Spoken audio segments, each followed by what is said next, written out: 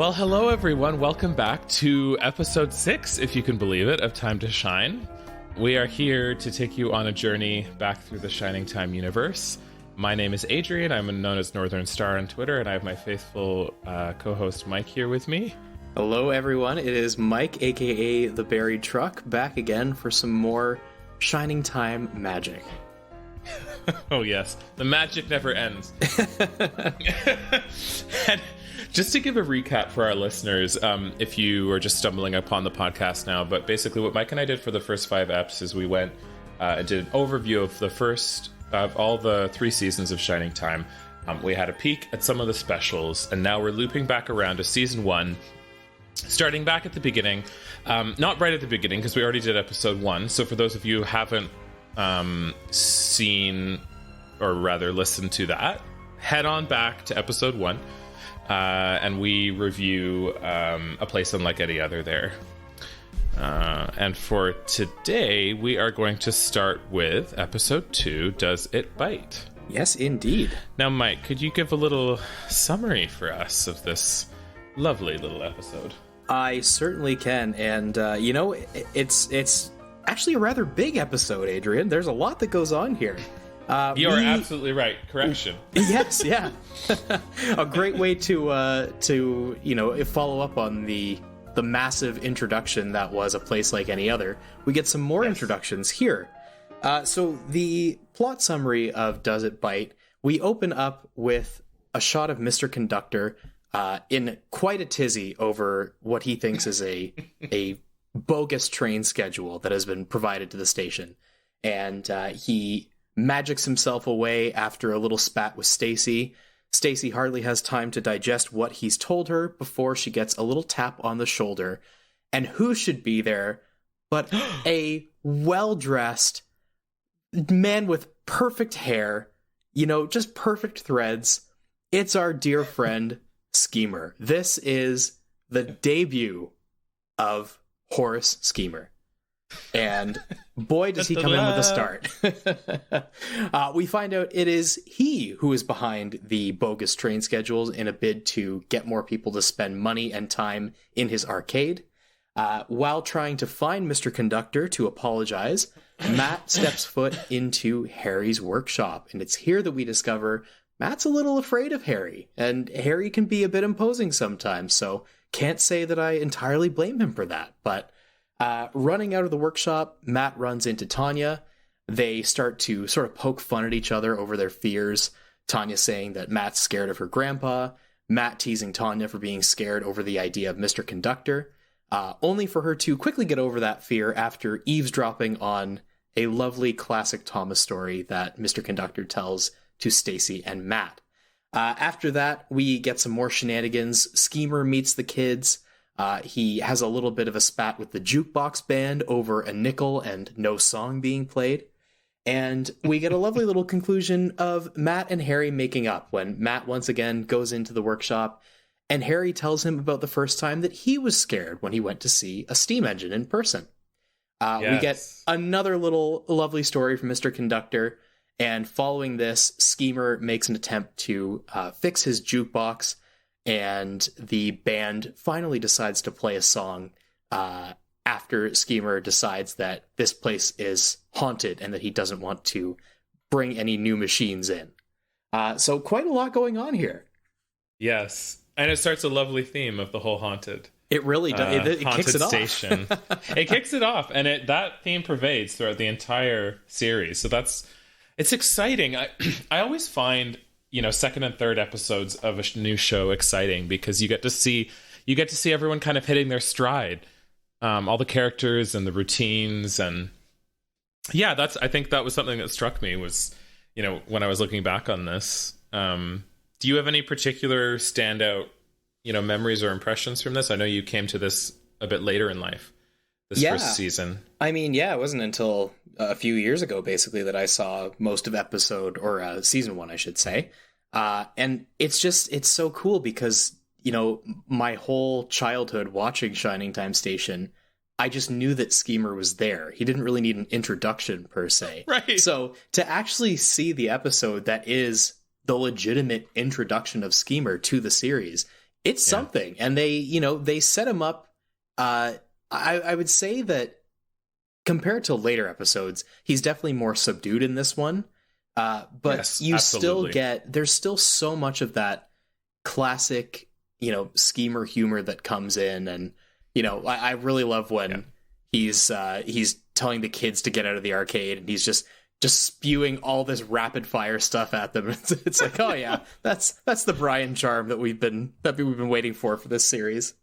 Right, and at the end when he's like, "Out, OUT," it's great. And it's the bon voyage, Mr. Jefferson, as he puts the nickel into the jukebox. Things that I did not understand as a kid, part 2. But yeah, it's interesting. He is more subdued, and he has his season 1 theme playing, which didn't come back, I don't think, in any other seasons. And it's sort of like a bit like a sleazy car salesman, like it's kind of got this, and then I think as Schemer progresses, he gets a bit more brash and, comes into his own. But you can see early on, I think, that Brian is right for the role, because he has these little isms and things that he interjects that are very, very funny. Oh yeah, he absolutely hit the ground running with the role of Schemer. Like there was no, there definitely weren't any growing pains or, any things that you notice throughout the series where it's like, oh yeah, he's still kind of getting into the character. Like, no, he was on from the start. Well, yeah, and he came up with the curl and the outfit. I mean, he I believe, raided his dad's closet for clothes, suits and stuff, and got the idea of the curl and did that from day one. So it's clear that this character is a part of him in some way. And that's neat to see it. Similarly, same as you, I saw Schemer in season 2 and then loop back around to season 1, and I was like, oh, interesting. I love his long leash too. Yeah. Quite literally a long leash. It's so long. You just get those little jabs that are so good. I also love, something I noticed too when I was looking back, I love Mr. C just kind of starting the episode on Stacy's desk. Yes. At the beginning, and just with the pencil, and there's something familiar and kind of neat about that. And then interestingly, the next episode we're going to review has a similar start as well, with Mr. C on the desk. I like that. Yeah, I like that too. And I think it's neat that, rather than the conflict starting right away between, say, the kids, or, starting it off with Schemer and Stacy, rather, it's interesting that the first sort of conflict of the episode is between Stacy and Mr. Conductor, who, they didn't actually directly interact in the first episode. So the fact that their very first on-screen interaction is sort of this bickering, it's not like an intense bickering, it's more like a familial bickering in a way. Between Stacy and Mr. C? Yeah. Yeah, it is interesting. I think it always surprised me a little bit, because we see a bit more of Stacy's brashness in the first couple episodes. And I think when it escalated to a conflict as a kid, I was like, oh, like, give me that pencil. Was that this episode or the next one? Maybe I'm getting confused. that was this one. Yeah, when he's trying to make the corrections. Yeah, that's it. Yeah. And I also love how we also see Stacy and Schemer's dynamic right away. We have Stacy getting mad at him and chasing him around the info booth. It already sets up the sort of like, oh, Schemer, playful, banter between the two of them. Yeah, 100%. I think they lean into it more later, but it sets up a lot. And also, I was thinking of Mr. C, and you get more rhyming in this episode. There's those little kind of couplets. Yeah. Very whimsical. Yeah, and playful. And I think Ringo is great with that. I think he has a lot of fun with it. It seemed natural.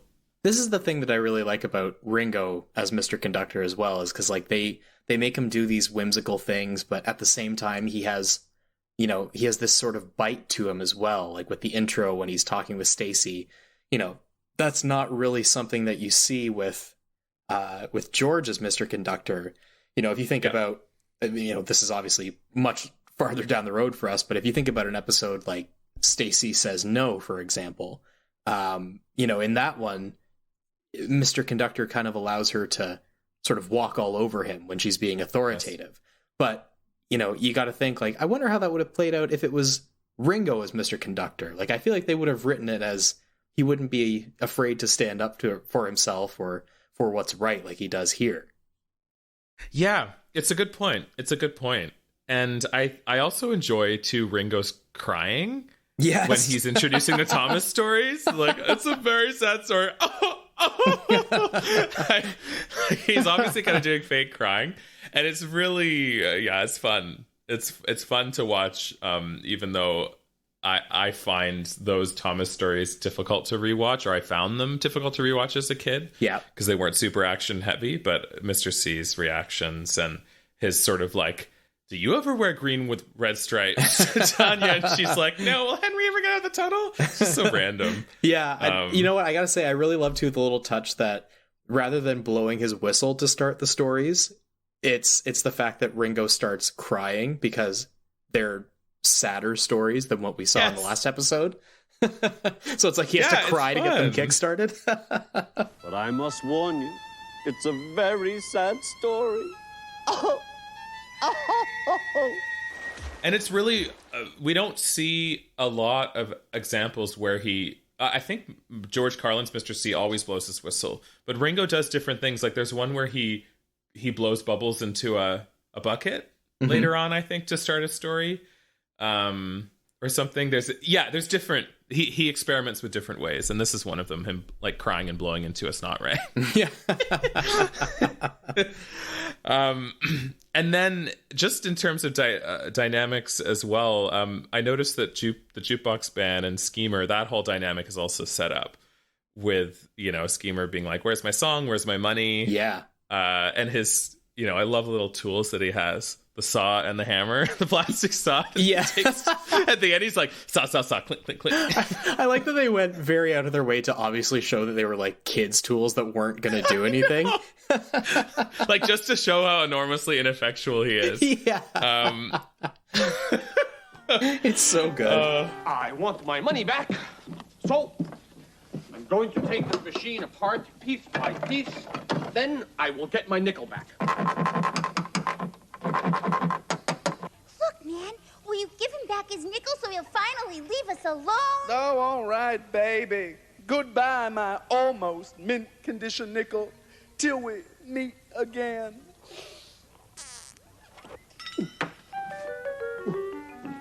It's great. It's great. I have to say, too, I think, what would have...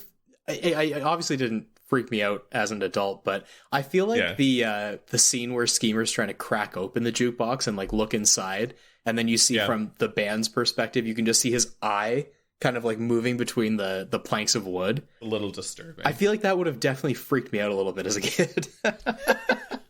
It's just such a weird shot, If you have been traumatized as a child by this segment, please come forth in the comments and we will offer you some support. Please call the Time to Shine helpline. We will help you recover from your Schemer trauma.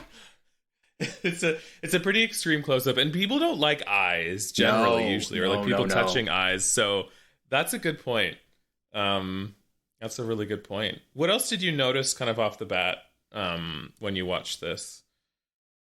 Oh man, one thing I noticed is you can definitely tell that this may have been. I mean, I'm assuming they wrote kind of in production order of what the season would have been like, but it's interesting how we're so early on in the series that some of the station names aren't totally finalized. Like I think when Mr. C is talking about how long it's taken to get to each station, he says Doodletown. Well, it's very, very quickly he does on. say Doodletown to Turley, right? Yeah. And then, like, it's not that far further into the season, I don't think, where it becomes Doodle Haven. So it's interesting to see those relics of, like, this is how early they must have written this episode, because, the names aren't even finalized yet.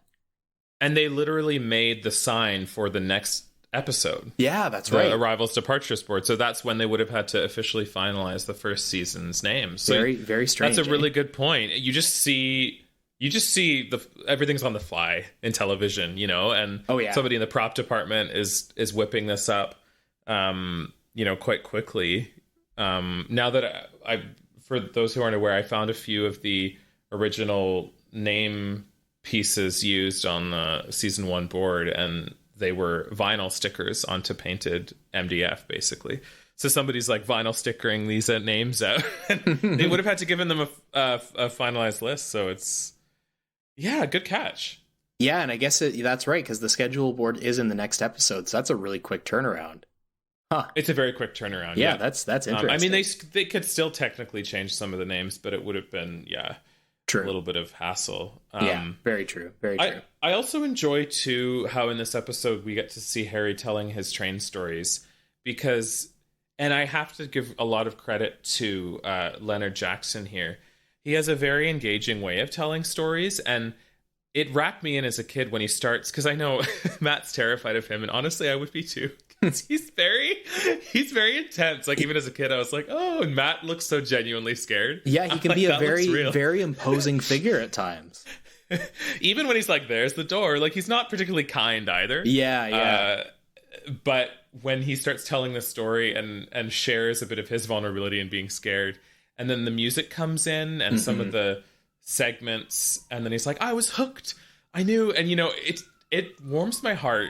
Yeah, I agree. And you know what? I'm going to be a bit of a broken record from what I said when we last talked about season 1, but I really love the character of Harry because they can sort of flip-flop between those two different sides of, you start off seeing him and he's a bit of a hardened man, and, he's kind of no nonsense. He's here to do his railroad work.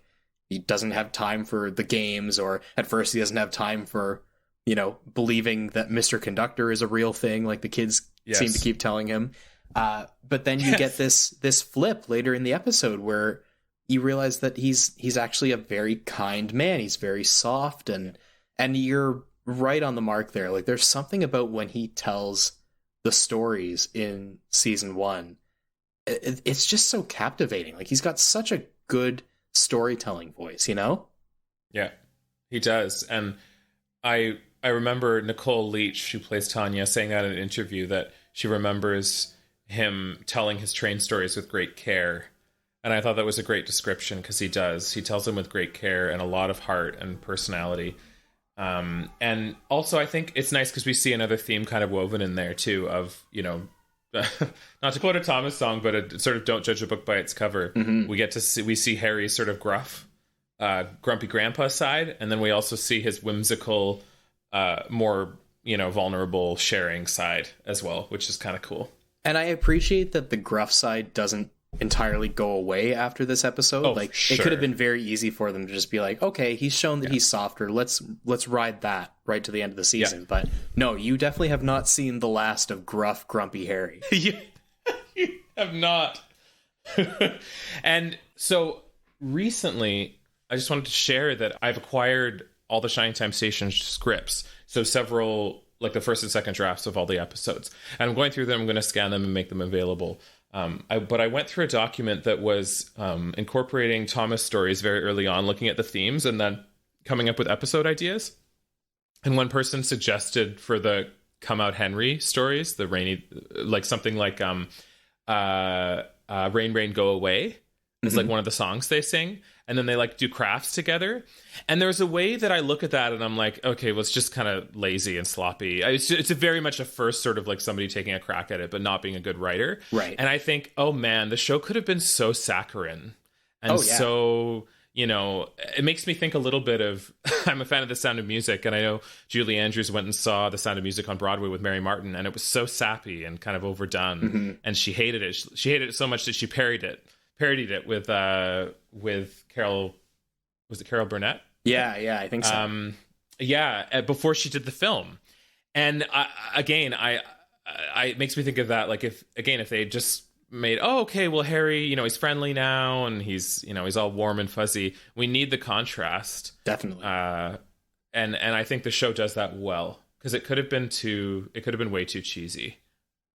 And I don't think it would have been as successful. They wrote a very fine line with it too, and you can tell that they clearly had enough know-how to bring back the grumpy side of him, because it does work extremely well in the other episodes that it kind of gets featured in.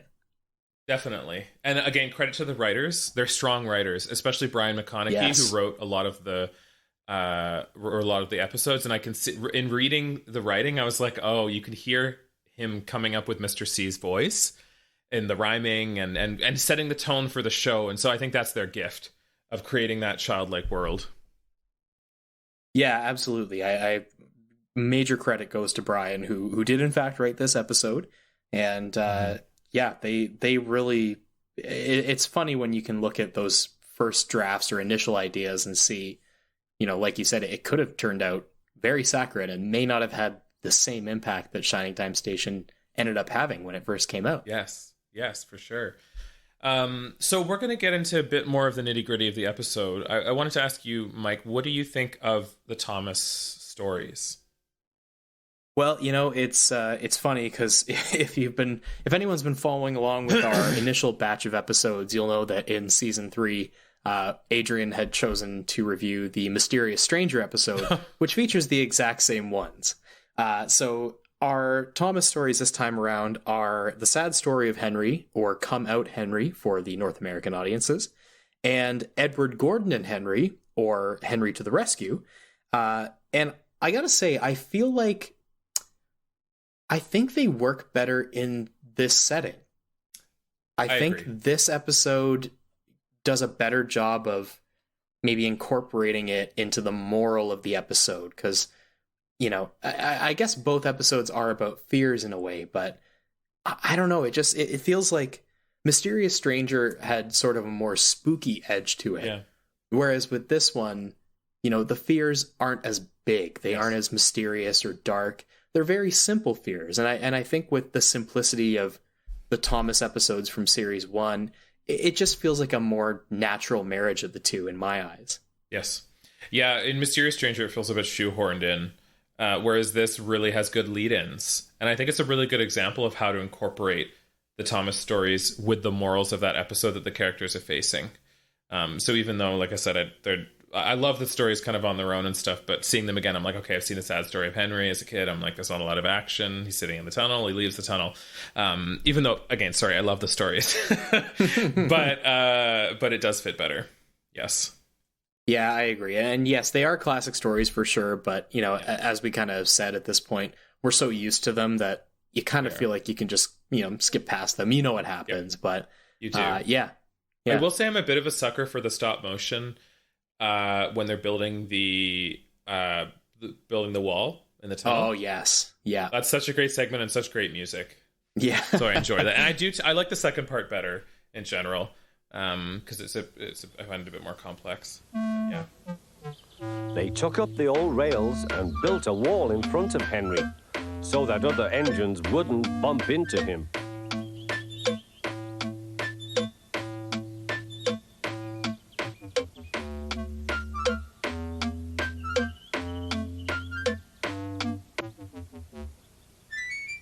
Yeah, I agree. I do like the adaptation of the second story much better. It's great to see, victorious stories and anything where Edward makes an appearance, or Eddie. Anything with Gordon getting his comeuppance is generally a winner in my book. So and they're a nice trio sometimes, and in this it's a really nice trio episode, I think. And it's a shame that you don't see the trio as much after these episodes. That's true. You don't. This is really the first time that you kind of get it, because then of course you got to factor in that pretty soon we're going to have James entering the main cast. So Edward kind of gets pushed aside in favor of the big three that we are more familiar with. Sorry, Edward. Oh, sorry. You'll have your time, Edward. We love you. You will. You won't get sent for scrap. And then just in regards to the Flying Saucer song that we are introduced to. So this is the intro of the Flying Saucer Dude, who I'm a big fan of. I think love him. It's great stop motion with him and his kitchen utensil friends. And this song is called Don't Be Afraid, and it is catchy as heck, I think. It sure is. It has got that like 80s like and I really love it. Yeah, oh man, it's so 80s, but I love it so much. It's so good. And it's got almost like a hint of ska. It makes me think of ska a little bit, or like that kind of vibe. Yeah, it does have some ska inflections. I'll give it that. a little bit of something.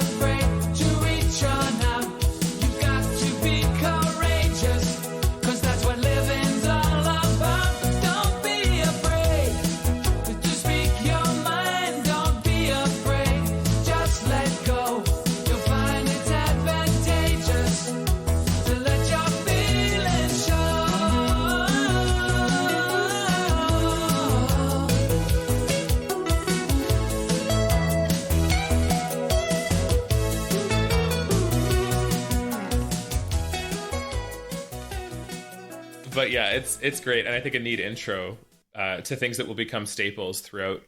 At least that the Flying Saucer Dude is throughout the first season, correct? Yeah, there's definitely, I can't remember how many appearances, but that sort of, I mean, hey, you want to talk stop motion? This is a great example of it. Yes. This animation, this theme of the flying saucer guy, this will show up many times in series 1. Mm-hmm. This song in particular, written by Steve Horlick, who we know as a composer for Shining Time, wrote many songs that were featured throughout the series. Way to go, and Steve. Vocals performed by Eric Troyer, who does a bang up job, I gotta say. Really helps with the catchy factor of this. What's he known for? You know, that's a great question. I don't actually know. Me neither. I wonder if he... I can't imagine he didn't sing on anything else, but... Probably did. This was, I think, his number 1 hit. Probably, yeah. It's a good song. And yeah, it's enjoyable to see more variety in the segments, and I think sometimes we jump into these flying saucer segments through either the Anything Tunnel or the Picture Machine. It can vary, I believe. Yeah, that tends to switch up from time to time. This one I think is in the Picture Machine. And then what do you think of our Camptown Races song by the Jukebox Band? This calls for something special. Let's make music. Toe tapping, finger snapping. Happy time music. A 1, a 2, a 3. You know, it's not my favorite jukebox song, but I do have to... You know what I really love is just the stank that Jonathan Freeman puts on it with Tito's voice. The Did you just say doo-dah, doo-dah, like that. It's like a very like laid back, like not on the beat kind of singing. Like he throws some sauce on it, you know. It's great. It does, and he did his own vocals. And then you got the boy brothers in the back going, "Oh, the doo-dah day." It's quite enjoyable, I find. It really is. They had a lot of fun with like experimenting with the vocals and stuff in the series 1 songs, eh? Yeah, they did. And even though it's not, again, I wrote the same thing. I'm like, this is not my favorite song, but it's fun. It's fun. Yeah, it's a fun little way to end it off, and you know, it's a good wrap to the episode, I would say. The bobtail swing her over his back. Oh, doo-dah day. Then fly alone like the railroad car. Doo-dah, doo-dah. Running a race with a shooting star. Oh, doo-dah day. Going to run all night. I'm going to run all day. I bet my money on the bobtail nag. Somebody bet I'm Bobby. Do I? Yeah. So I brought some trivia along. I'm sure you have some as well, Mike. Lay it on us, my friend. I'm sure you've got the juicier trivia. Well, I have some interesting trivia that I discovered today. So what I did in preparation for this episode was went back to the drafts of both of these scripts, for both of these episodes.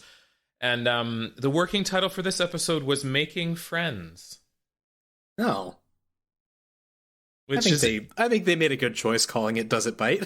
I think they made a very, very good choice. So you can see that what's interesting, you can see the refinement that these scripts went through. 100%. And what else? It aired on the same day that Joe Raposo passed away in February 5th, 1989, which is a very sad coincidence. Yes, Joe Raposo, for those who are unaware, did a lot of music for season 1 and did the theme song. He did. He also did a lot of writing for Sesame Street and several other kids' shows and was very well known. He had quite a career. He had quite a career. And for those of you who have not seen it, I recommend watching the documentary Street Gang about the making of Sesame Street. And you get to hear... Oh, isn't it wonderful? I bought it instantly after I saw it because I was like, oh. And there's a lovely, lovely quote from Joe Raposo about music and childhood. And he had a very special philosophy, I think. So he really did. Yeah, it's a very... one of many touching moments in that documentary. Yeah. So, Joe, wherever you are, we love you and thank you for all you contributed. Thank you, Joe. Yes. And interestingly, a clip from this episode is used in the Thomas the Tank Engine Explore the Rails exhibit that tours around the States. There we go. So not entirely forgotten then in the world of Thomas. Hopefully not. And hopefully, again, we are constantly trying to raise the Shining Time awareness. Yes. So hopefully that exhibit does too. Some little kid's like, oh, what's that from? And then they, look it up on YouTube and the rest is history. Who's the funny conductor man? I have to know. Yeah. Is that Ringo Starr? I also kind of had a little ponder about what some of the morals might be in this episode. I mentioned one, to sort of don't judge a book by its cover. Don't make your mind up too soon. No, okay. And I thought of a couple more, because it deals a lot with fear, right? So I think one is a good one. Like, it's okay to be afraid. That's a very normal, natural human emotion for kids and adults alike. And it's having the courage to face your fears even when you're afraid, that I think is another important message. Granted, some situations are definitely not safe, and I think the show is clear with that. For example, when Stacy and one of the family specialists says, "Schemer, you should never play with an engine." When he starts so that is clear when that happens. But I think it also encourages you to say, "Oh, you can move outside your comfort zone." Matt made friends with Harry, and Tanya faced her fear of the little man, Mr. Conductor, who she's like, a goblin, which would have been terrifying if he was like, "Hello, children." Oh my gosh, yeah. little goblin, or if he changed based on his personalities. Like one time he was like a happy little gnome, and then when he was upset, he was this little goblin running around the station. Oh yeah, it's like a gremlin situation where he changes at night. For those script writers that are listening, I'm available for hire. He's the man with the ideas around here. We have plenty more ideas where that came from. Don't you worry. Can you think of any other morals that stood out to you? Yes. Don't try and fix arcade machines with plastic tools. Translation: don't be an idiot. Yeah, exactly. Don't take after Schemer, please. And I love how his toolbox says, "My tools do not touch" on the front. Yeah. It's those little touches that it's like, it's in a wooden toolbox, but they're plastic. It's so good. Oh, man. Oh, and I have to say, I feel like really early on, Schemer just threw ideas into the mix. And I know for a fact that he did a lot of improv and a lot of lines were changed on set. So we're going to see a lot of that as the series went on, which was, as it turns out, irritated some of his co-stars from time to time. But he was also a genius, I think. Absolute genius. There's no doubt about that. Yeah. So any other final thoughts on this ep? I think this is just, it's really, when I think about early episodes of series when they're just starting, it tends to go one of two ways. The second episode, it can tend to be a little bit mellower. Maybe it'll give you time just to digest and, get more acquainted with who you met in the first episode. But I appreciate that they didn't do that here, because we still do get to know more about who we met the last time. But they also introduced such a pivotal new character in Schemer. And, yes. I don't think if they had introduced him any later in the series, I think there would have been so many missed opportunities. I agree. And I think this episode is foundational. I agree. Yeah, 100%. What would you give this episode out of 10? I would give this one, I'm going to say a solid 8. Because I think, again, you've got the introduction of Schemer.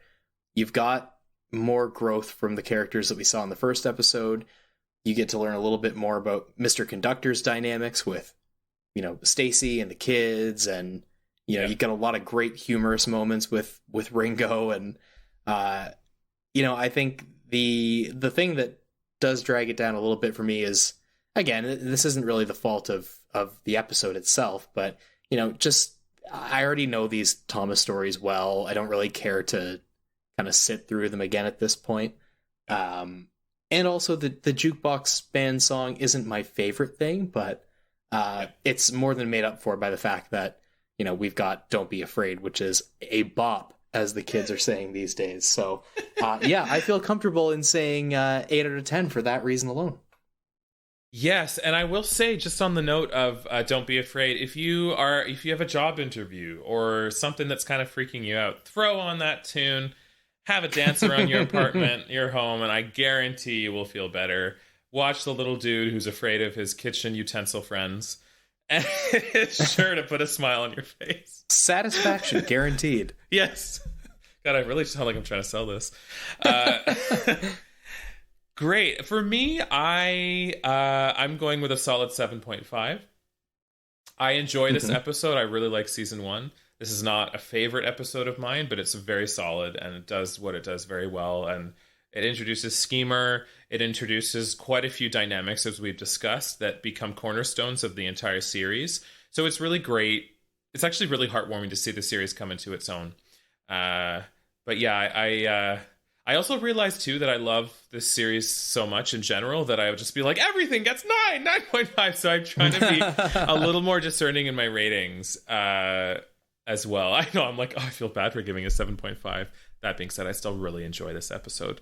Yes, but absolutely. I enjoy the next one even more.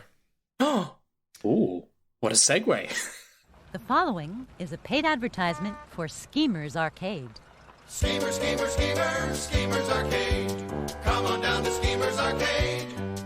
That's right, kids. Schemer wants all of you to come right down to his world-famous arcade, located in the left-hand corner of Shining Time Station. And don't forget what Schemer always says. Spend your nickels, spend your nickels, spend them today. Spend your nickels, spend your nickels, and just go away. Schemer, schemer, schemer, schemer, schemer, schemer, schemer, schemer, schemer, schemer, schemer, schemer, schemer. That's right, kids. It's games, games, games, games at Schemer's Arcade. You really oughta come on down to Schemer's Arcade.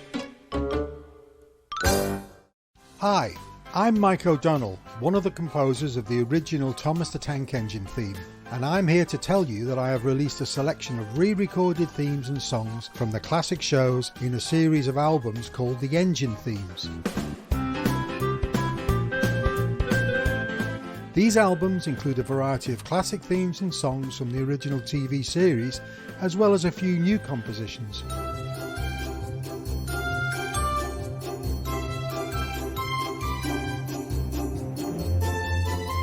You can purchase these albums on CD or digital download, as well as posters and pin badges. Have a look online at modmusic.co.uk. And for a special offer for Right On Track listeners, you can use the special code ROT20 for a 20% discount on all digital downloads. Be sure to enter the code when making your purchase. Thank you for your support and happy listening. Take care and stay safe. Yes, so we are moving on to our next episode, which is And the Band Played Off. This is the third episode of season 1. And I will give you all a little rundown of it. And again, if you haven't seen it, I would encourage you go and watch it before watching this. You'll get a bit more out of it. I keep saying watching this. I realize that people are listening to it, but it's a visual experience too. You're watching episodes, listen to the podcast. Watch the episode, listen to the podcast. Thank you. Good night. Do it at the same time, even if you're good at multitasking. Multitasking. We love to see it. I am not good at that, so you give it a go. So this episode, I'm going to just kind of give a brief summary. So basically, a new train is coming to Shining Time Station. We find out right at the beginning via a phone call from J.B. King. It's the first time we hear from him, I believe. And Stacy gets very, very excited. One might say a bit overexcited. And she ends up making some mistakes with the schedule. She thinks she has it all in her brain. She forgets to write it down and realizes that it is not in her brain.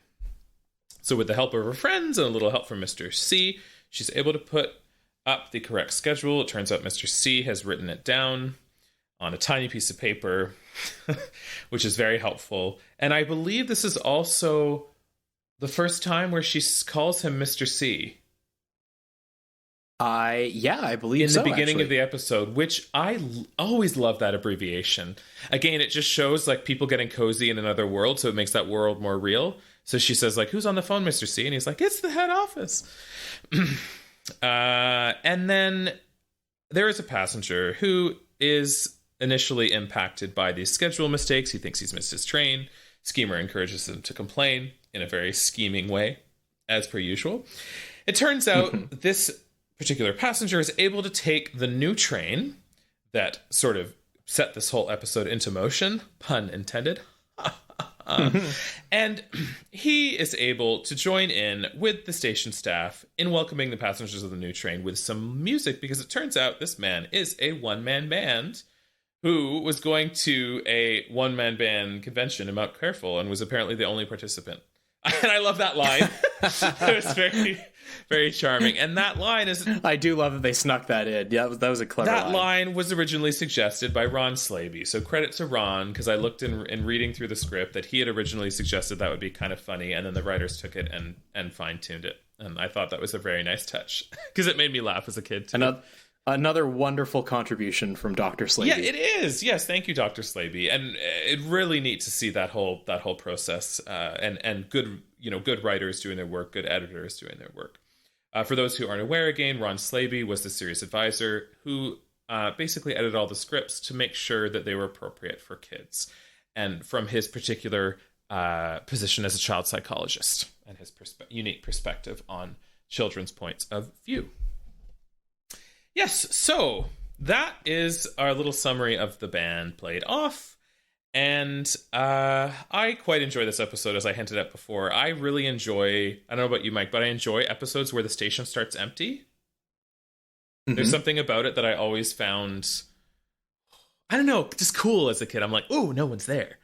What's going to happen? And then we hear the phone ringing and Mr. C picking it up. How he picked up that phone, I have no idea. He must be incredibly strong. Because as somebody who has one of those candlestick phones, those are made out of metal and those receivers are very heavy. So either Mr. C was like pumping it up WWE style, or he had a bit of help. It's funny because there will be a later episode where Ringo tells the kids he can't make muscles out of magic, but I think he might have been lying. I think he had to use some muscles to get that phone off the receiver. I think he was lying. I think sometimes Mr. C is like, you can't do that with magic, but he can. He just wants the kids to like learn a lesson, quote unquote. Exactly. Yeah. The kids are like, oh, fine. Yeah, I guess. What do you think of this ep, my friend? You know what? I do like this episode quite a lot, because one of the things I always appreciate is when it's not just the kids who are making mistakes. Yes. I feel like, as the series goes on, you see it more and more where the de facto thing is just to kind of let the kids be the ones to, make the mistakes, or maybe have Schemer be the one to make the mistake. Yeah. But here, the mistake is on Stacy.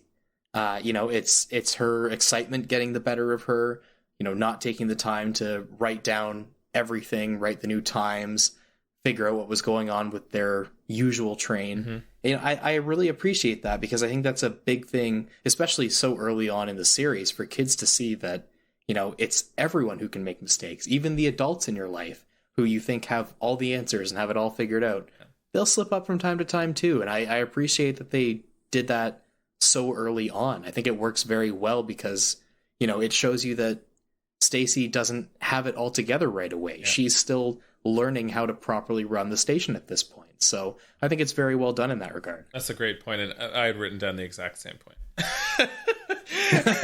Because it just shows her humanity, and it shows her heart as well. You know, she really cares about the station. The station meant a lot to her grandmother, and her grandmother meant a lot to her. So she really wants it to succeed, but she also gets overexcited. Like, I mean, how many of us have done that before? Where we've gotten really excited about something and forgotten to sort of, you know, cross our T's and dot our I's. And then all of a sudden, you know, we're like, whoops, oh, okay, well, I should have been, you know, taking care of my, you know, this and this.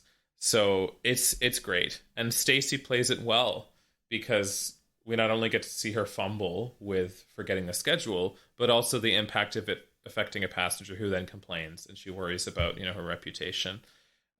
So we also get to see not only the vulnerability of Stacy, but the vulnerability of Shining Time Station, that if it doesn't perform well, or if it does perform well, that is rewarded, or, you know, or things are taken away. They got a new train because they've been doing well.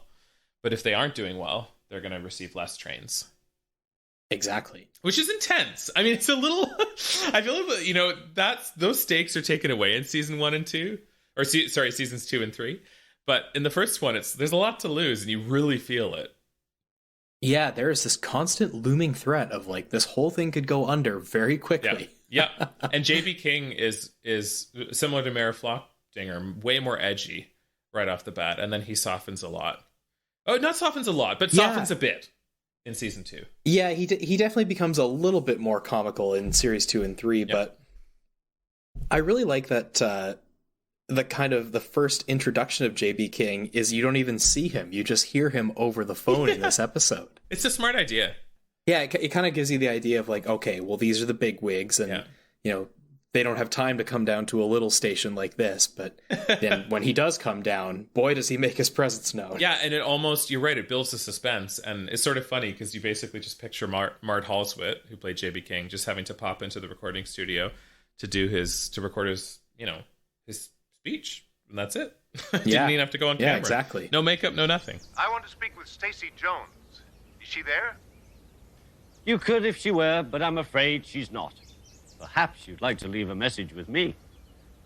This is the main office of the Indian Valley Railroad with a very important message. Yes, sir. What may I do for you? A new train will be stopping at your station today. It's the local train from Leakey Park. A new train? That is important news. Ooh. Who's on the phone, Mr. C? It's the main office. Hello? Stacy Jones speaking. A new train will arrive here? Oh, I knew it. I knew our work would bring this station back to life. Oh, all our hard work is paid off. So, easy job. Easy job. And Mart Halswit is very well known for his presence on soap operas. Yes, he's I mean, obviously in Shining Time, but elsewhere, he's a phenomenal actor. Yes. Yeah, he's a great guy. He's one person I hope to interview, but he was interviewed not too long ago for a soap opera thing, but he's getting up there now. He is. He's got quite the beard last that I saw on him now. He's you know, I think he was doing some theater work recently. And, okay. I was like, is that or COVID beard? One of the two, yeah. Either way, he's got a pretty impressive beard on him nowadays. He does. Oh, I have another note down here. We get to hear Ringo yodeling. Yes, yodeling with me. And I have to say a shout out to the original Right on Track gang, because they had this Ringo Sings segment for whenever Ringo sang in a Thomas episode. But he does have several moments where he sings in Shining Time episodes, and this is one. He sure does. Brief, we're going to continue the tradition. I know. Oh, so yes, that is our. I guess that. Well, is that the first one? Yeah, I think that's the first time he Yeah, so sings on Ringo Shining sings Time. count. This is our first one we've got, so we got to keep track of the Add other it to the ones. tally, boys. Yes, and cue the Ringo singing. Thank you, guys. What else? Also, the first time we get to see the beloved schedule board. Yes, the iconic schedule board makes its debut here. I love how he's like, oh, I found it under a pile of things. Isn't it a beauty, Harry? She says, and it's very, they found something old and they're putting it back to use, and it's quite sweet. And I plan to, now that I have a few of the original name boards, I'm planning to do a full replica of that board, because it actually won't be that difficult now that we can extrapolate from those measurements. So stay tuned. But that's something, the wonders of prop recreation. I know, and it's something it was a prop that I hope to find, and I found sort of the next best thing, bits of it. So I'm gonna, because I think it was probably tossed. So, but it was one of my. I really like it. It's one of those quintessential Shining Time pieces, and it's used throughout the entire series. The station names change, as we talked a bit about. They change throughout. So they changed in season 2, and I believe maybe some changed in season 3. I can't recall. But definitely season 2. It's definitely, it adds to the overall aesthetic of Shining Time, which is unparalleled. Yes, good choice of word. And what do you think about the Thomas stories? We got Thomas's Train and Thomas and the Trucks. Yes, we have two very big episodes, and these ones, again, much like with the choice of the Henry stories for Does It Bite, these ones play very well into the theme of impatience or, getting a little overexcited. Yes. These are really great stories. I've always had a big soft spot for Thomas's Train. Oh. I know a lot of people they lump it together with Thomas and the Guard, and they say, well, it's not all that exciting, but I don't know. I really like the simpler aspect of it, and it's great to see the visual of Thomas just blissfully unaware that he's not actually pulling a train down the main line. He's just going along his merry way, and then has the realization finally that he's made a pretty big fool of himself. I really like this one. Thomas and the Trucks too. I mean, that's a classic story. I'm sure most people know that one by now pretty well. I feel like that's one that's kind of more in the public conscious too, is just with how phenomenal the score is, and how well done the sort of runaway sequence is too. I really like these ones.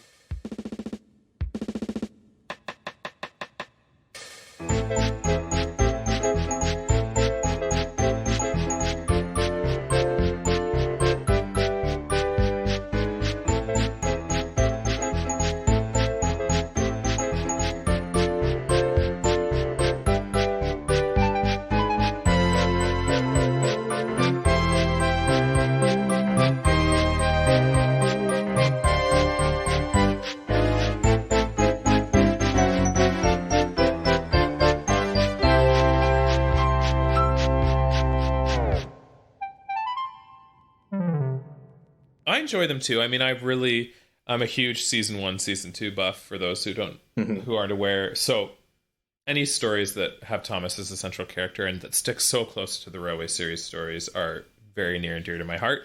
I am more of a fan of Thomas and the Trucks in this instance, just because I find I do enjoy Thomas's Train, and it's quite sweet. But as a kid, I found the repetitiveness of knowing that story already and watching it again. The watchability wasn't there as much for me as Thomas and the Trucks. I think because you get a bit of excitement with the chase, but you also get an interesting interaction with him and Edward, and Fat Controller at the end, and the score, like you said. So I would say I prefer that one, but I think both of them tie really well into the episode. They're well chosen. Definitely. And because we know now that I have some more of the script material, that they basically took the Thomas stories, teased out the morals, paired them together, and then built an episode around them. That seems to be how they sort of went about doing Shining Time Station. So that may be partly why I think, especially in the first season, that the episodes are so well integrated into the episodes. Whereas I think in other maybe they sort of came up with the story ideas and then sort of had to shoehorn in some episodes, including Thomas episodes they had actually used already. But I also enjoy the lead in and the end to Thomas and the Trucks, where it's really he's telling it to cheer up Stacy, and then she's like, "Thanks for the story. It was just what I needed." It really warms my heart. yeah. It's nice when Mr. Conductor tells the stories to the adults sometimes rather than to just the kids. And and I gotta say, one thing I appreciate is, for series 1 of Shining Time, they're going in pretty much the same episode order up to a certain point of, how season 1 of Thomas was broadcast and produced. Mm-hmm. So a byproduct of that is, with Thomas and the Trucks being your second story of this episode, it kind of leaves things on a cliffhanger because, Thomas hasn't yet redeemed himself from that. So it kind of leaves the viewers wondering, like, well, how does he get over this? How does he, come around to show that he actually is useful? Mm-hmm. Well, gotta tune in for the next Shining Time episode to find out. Exactly. And it works. I think it works well. I feel so bad. The passenger who missed his train is going to complain to the railroad. People get impatient. People complain. Engines get impatient. Engines complain. It happens to you, and it happens to Thomas. So what happened to Thomas? Oh, very well, I will tell you. Please do. All right, let's go. I also enjoy... I noticed another little connection between Ringo and the Jukebox Band. So we have She'll Be Coming Around the Mountain as the song for this. And right before, Ringo was practicing his mountain climbing. Yes, he was. So I was like, mountain climbing? I thought that was an interesting little parallel. What do you think of the song, Mike?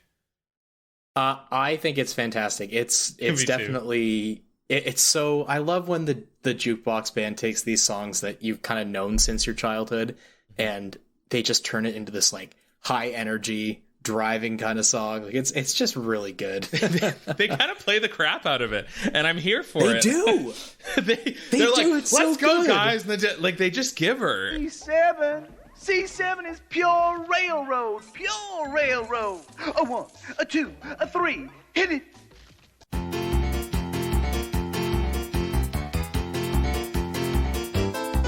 She'll be coming round the mountain when she comes. She'll be coming round the mountain when she comes. She'll be coming round the mountain. She'll be coming round the mountain. She'll be coming round the mountain when she comes. She'll be riding 6 white horses when she comes. She'll be riding 6 white horses when she comes. She'll be riding 6 white horses. She'll be riding 6 white horses. She'll be riding 6 white horses when she comes.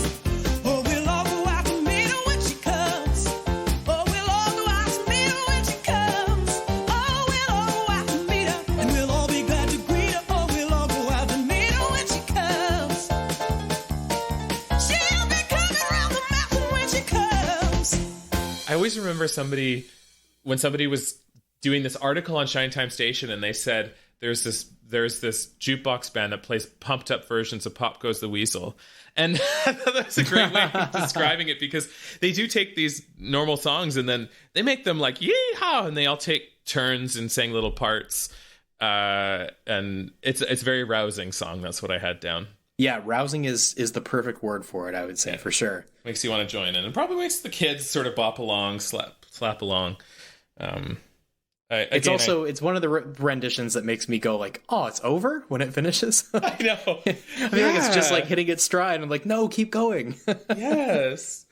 Oh man, it's quite fun. And again, along with how they included really child-friendly songs, they also were really careful to include activities in every episode early on. Mm-hmm. And so for this, we have the making of the musical instruments for the band, which these are cool ideas. I have to say, when I saw them on camera, I'm like, that's rad. I just need to get like two sort of tin foil pans and put a couple bolts, and all of a sudden I stick them together and tape them, and then I've got a little rattler, shaker, tambourine, whatever. It's cool.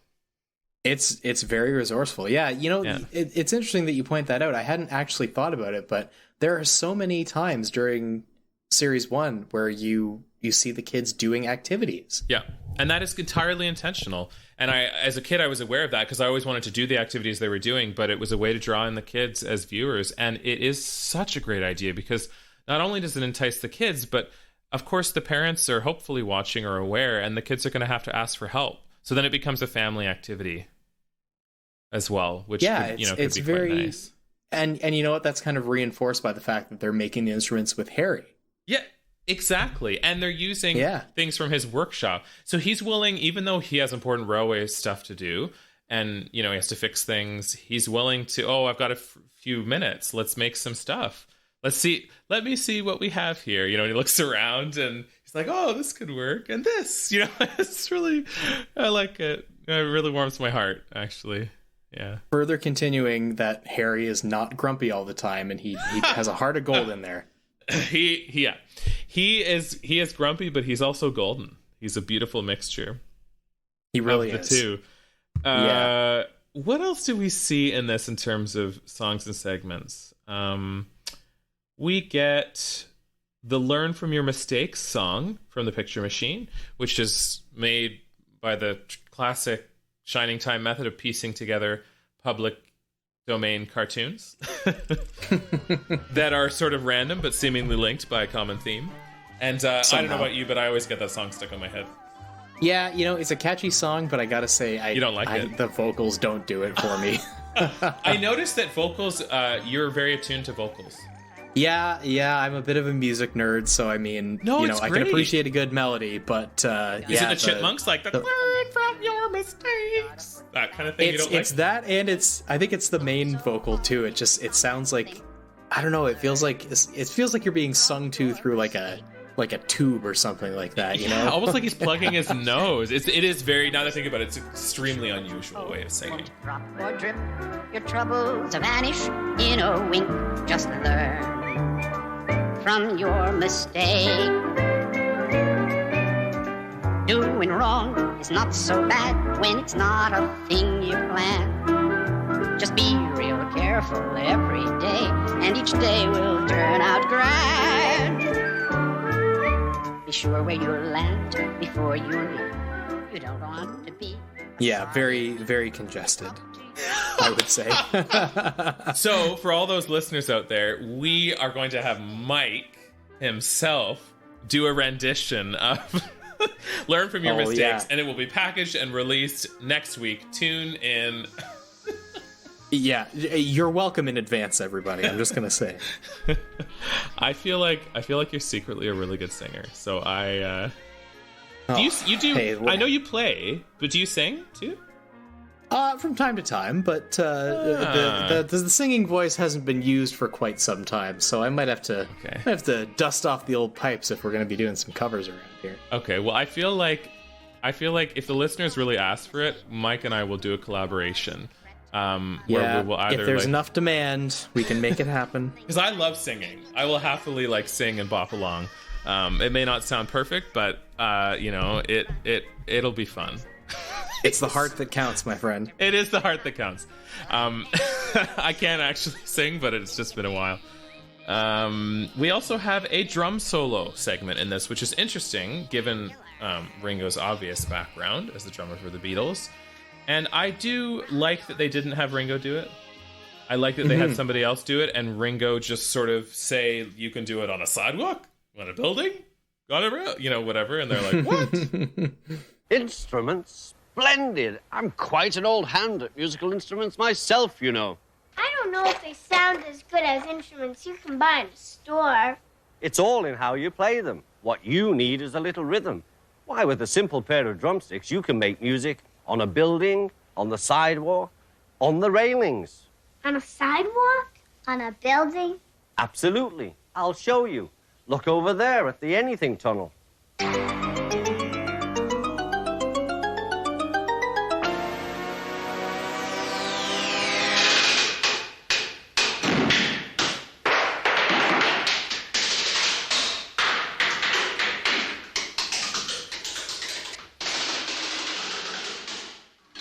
Yeah, I do appreciate that they didn't, because they do let him do some form of drumming later on in season 1, but they do. I appreciate that they just kind of, they had him mention it. It's sort of like a clever wink to the parents watching, because they know who he is. Yeah. So, and I love the little touch at the end where he's like, we're all born with our own instruments too. Our voices. Ma ma ma ma ma ma moo. I know. And ma ma ma ma moo is so random. In that classic Ringo timbre of his. Oh, Ringo. Oh, I guess that would technically be the second instance of Ringo sings. Look at a double whammy in this episode, guys. And I also know that he got asked a lot in interviews. Oh, you're gonna sing in the show and drum, and he's like, no. So I really appreciate that they made Mr. Conductor his own being and not just like a version of Ringo Starr from the Beatles. Yeah, exactly. Because I think that I respected the universe of the show a bit more doing that. Yeah, I would agree. Yeah, for sure. And just a little note on Mr. C and Harry. I enjoy Harry's cynicism in this episode around Mr. Conductor. Like, oh, the little guy lives in the wall. I forgot. And then later on when the band's playing off, as it does, he's standing there and finds the little tiny paper that Mr. C wrote the schedule on and says, little guy that lives in the wall. And then Mr. C shows up behind him and is laughing and mirroring him. Very sort clever. of mocking him. Yeah. You hear Mr. C's theme playing at the end, which I like as well. And that was a good touch, and also nice that the jukebox band joined in too. Yeah, I agree. Yeah, it's nice that they had the jukebox band kick in at the end there. And because I think you have is it Jason, who plays Matt, is on Stacy's shoulders at the end. I think so, yeah. With his little honking horn. And I heard throughout the series that they became quite close, Dee Dee and Jason, when they were filming. Yeah. So I think that's kind of sweet. It does make sense. It does make sense. I mean, think about it. You spend all those days shooting together. I mean, mind you, they shot it relatively quickly, but it was the first time doing it. And I think it was mostly over the course of a summer, I believe. In 88. Yeah, so a bit of trivia for you all. We have a one-man band in this, and Rick told a really funny story about a one-man band who actually couldn't play his instruments. And I believe it's from this episode. He sold the producers so well in being a one-man band, but actually didn't know how to play any of the instruments. And then when time came, they just sort of like fudged it along and had somebody sort of like dub over him a little bit. I think this was the guy. Was he really? I think so. And take a guess as to what his name is in the script. This disgruntled passenger turned one-man band.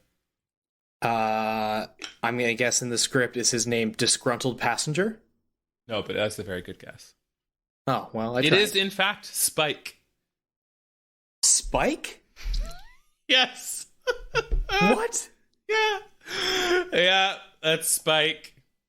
I don't know how that happened, but actually, coincidentally, Spike is the name of our family's champion rooster when we were growing up. He was a very regal, good-looking fellow who unfortunately turned very violent and started attacking the dog and us, etc. Oh. So we had to off with his head. But he was very beautiful for the time that he was with us. That's the story of Spike. But it's a bit of a tangent there. Spike did not get to live up to his one-man band potential like his actor brother in this episode. Sadly, no. Although he could crow worth a damn. So, they could have made a two-man band. But yeah, Spike, so random. That's got to be like a crew joke of some sort. There's got to be some substance behind that. There must be. And a really random note. I'm going to quiz you, though, Mike, and test your music knowledge, because I know you're a bit of a music man. Do you remember that scene when Stacy is looking for the schedule board and she opens the box? And yes. And that music comes out and she says, sorry, wrong carton. Yep. What few bars of what song is played from that box? Oh, no. This is really hard. I would never guess it.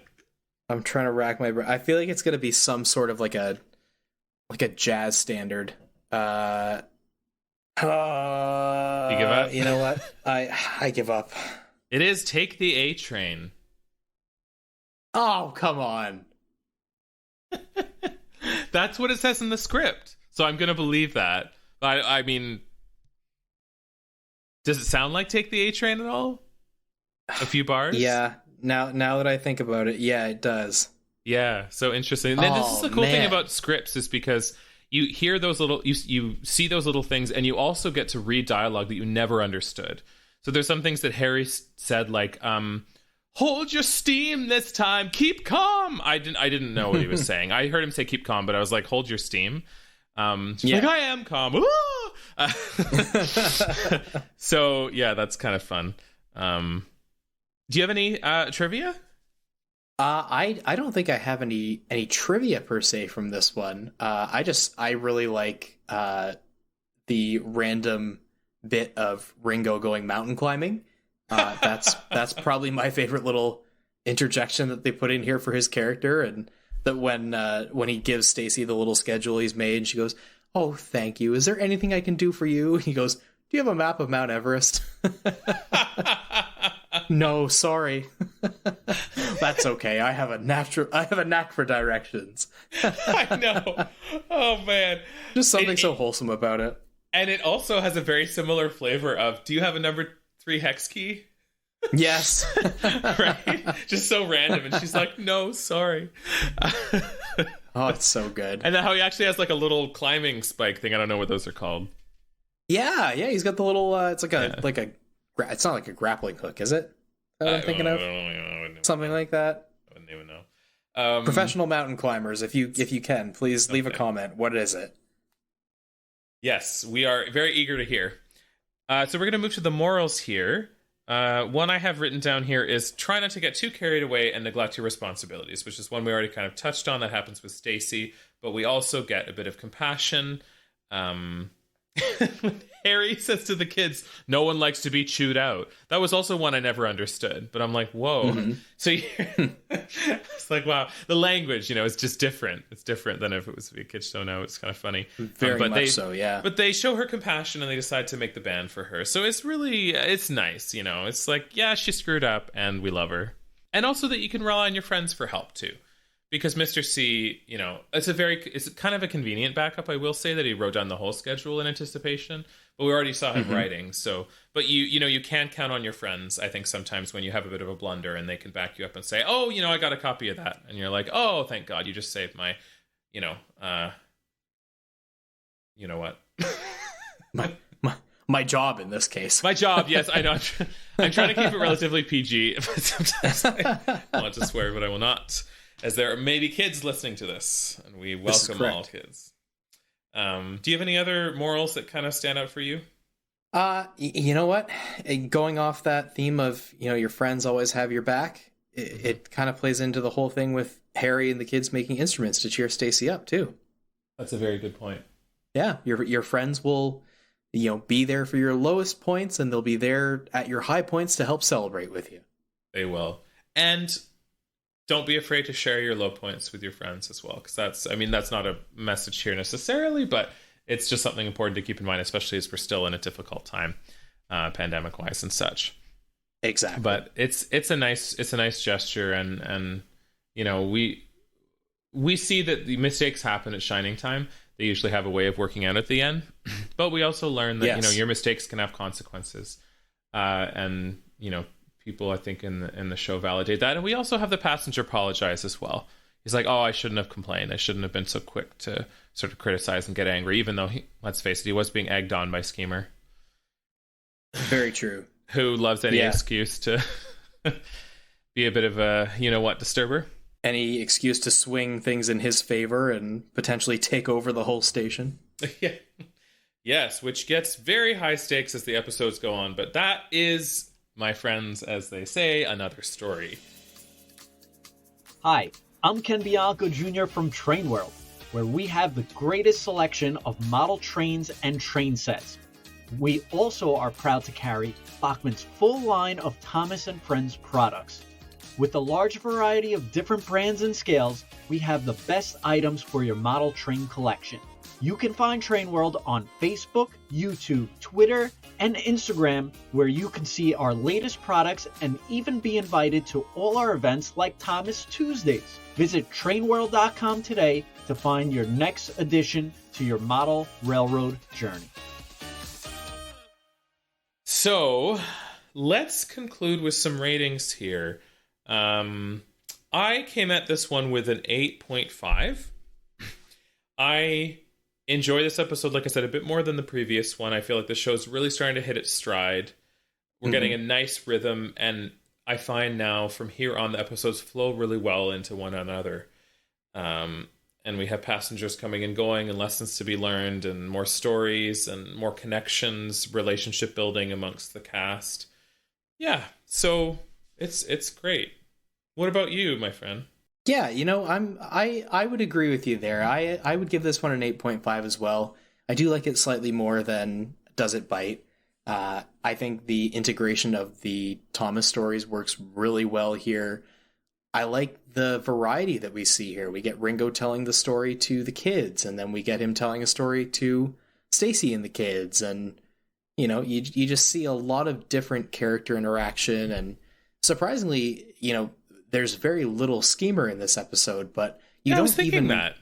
Yeah, you see him briefly, but I think it's really neat how even without him, having such a big presence in the last episode, it kind of feels like it would have been crowded if he had any more screen time than he did. So I appreciate that they used this episode to kind of hone in on not only, some of Stacy's initial shortcomings, but also showing how, in spite of those shortcomings, everyone in the station can seemingly pull together and really help each other out. So I think it's a really fantastic episode overall.